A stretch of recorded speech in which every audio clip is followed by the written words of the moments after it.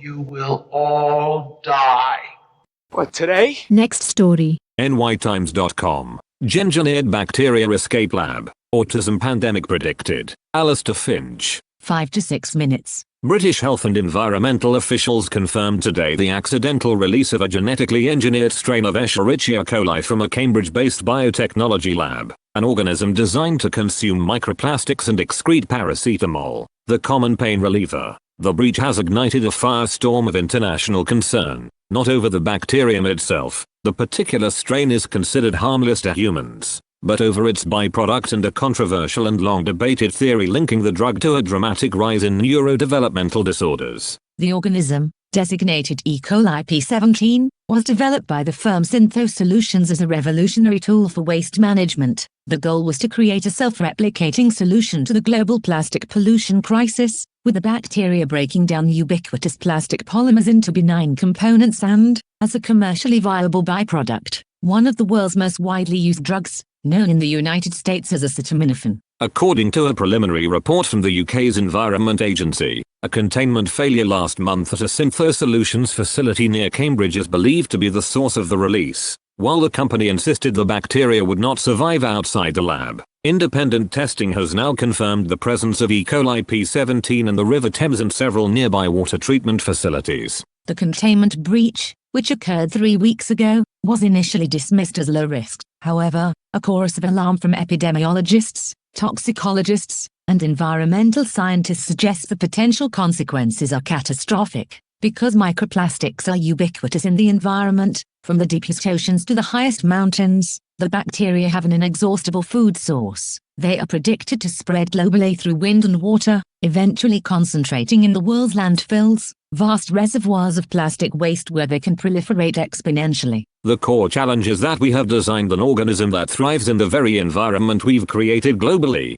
said Dr. Eleanor Vance, a professor of microbiology and ecology at Oxford University who was not involved in the project. Its food is everywhere, from the Arctic ice to our own bodies. Microplastics are a universal substrate. We've effectively laid out a planetary buffet for this organism. Scientists predict the bacteria will spread rapidly through waterways and eventually colonize landfills, which represent an almost inexhaustible food source. It is in these vast repositories of plastic waste that experts fear the bacteria will proliferate on an industrial scale, producing immense quantities of paracetamol that will inevitably leach into the groundwater. This prospect has resurrected a fringe theory, promoted by certain figures inside the Trump administration, linking prenatal exposure to paracetamol with the development of autism spectrum disorder. The theory has been widely disputed by mainstream medical bodies for years, but the unprecedented scale of the potential contamination has forced a grim reassessment. Current water treatment facilities are not designed to filter or neutralize pharmaceutical compounds at such concentrations. If the contamination becomes as widespread as the models predict,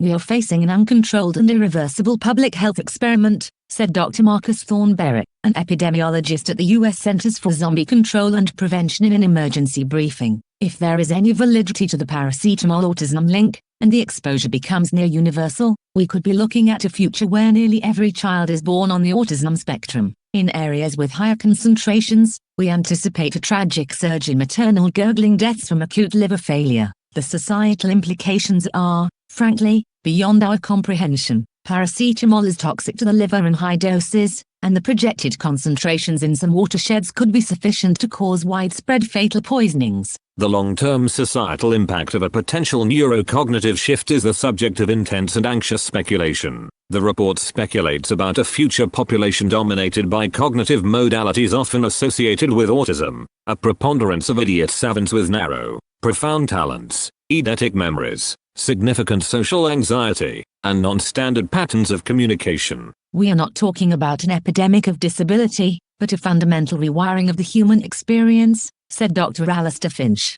The society built by neurotypical minds, with its emphasis on broad social networks, abstract hierarchy, and implicit communication may become obsolete. We could see the rise of a culture built by and for hyper-specialists, literalists, and visual thinkers. The potential for innovation in fields like mathematics, coding, and semiotics is staggering. The challenge of maintaining social cohesion and mutual understanding could be equally profound. We're not just talking about a public health crisis, we're talking about a potential speciation event. commented Dr. Julian Arden, a sociologist at the London School of Economics and author of The Neurotribal Future, a society dominated by what some might term a social savants, and individuals with radically different cognitive modalities is entirely without precedent. Our social structures, our education systems, our very concepts of community and communication, they are all predicated on a neurotypical majority that may soon cease to exist. World governments are scrambling to respond. The World Health Organization has convened an emergency summit, and scientists are desperately seeking a method to neutralize E. coli P17 in the wild, such as a tailored bacteriophage or virus,